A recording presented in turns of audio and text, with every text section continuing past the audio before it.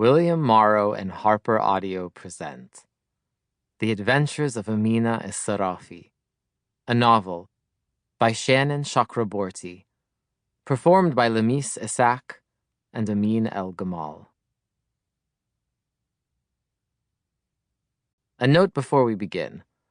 For maps, a glossary, a bibliography, and more, don't forget to download the accompanying enhancement PDF from your audiobook provider, or go directly to www.harpercollins.com/pages/The Adventures of Amina Al-Sirafi. Author's Note. Please note that in the voice of the time and place in which this book takes place, the Latin Christians of Western Europe are referred to as Franks, and the Byzantines as the Rum.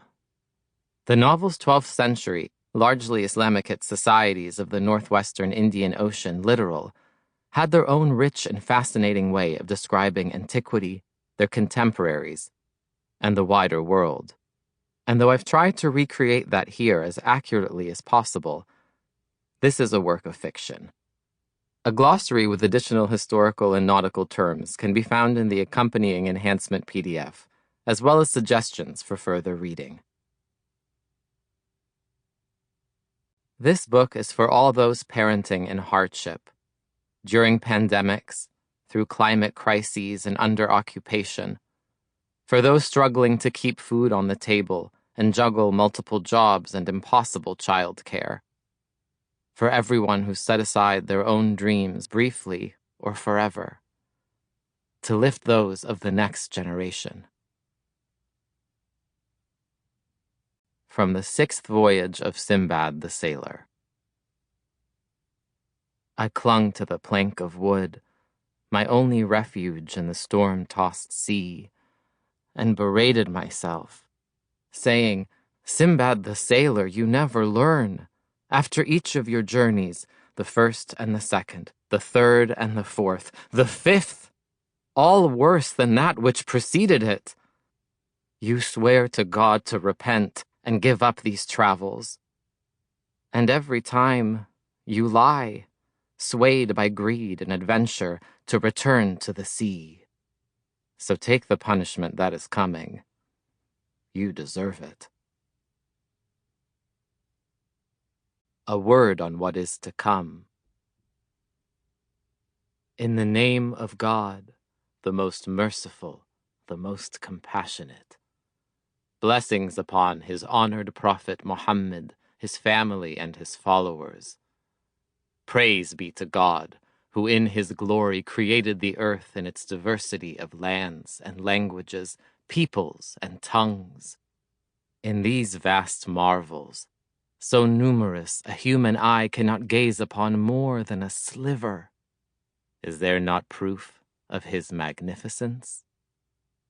And when it comes to marvels, let us delight in the adventures of the Nakhuda, Amina Al-Sirafi.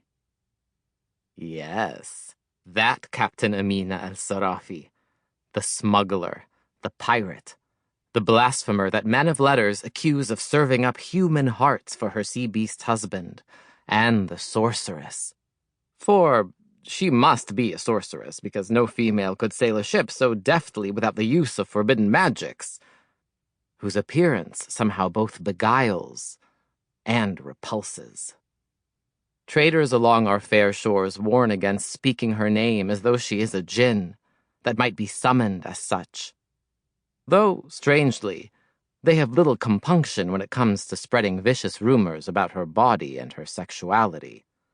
These things that men obsess over when they hate what they desire, and desire what they cannot possess. I am certain you have heard talk of her.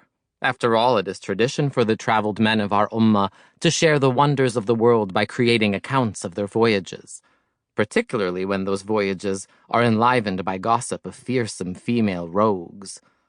Many such travelers will swear their accounts are not written to tantalize or entertain, God forbid, but are intended first and foremost to strengthen the hearts of the faithful and provide evidence of the promised splendor of God's creation.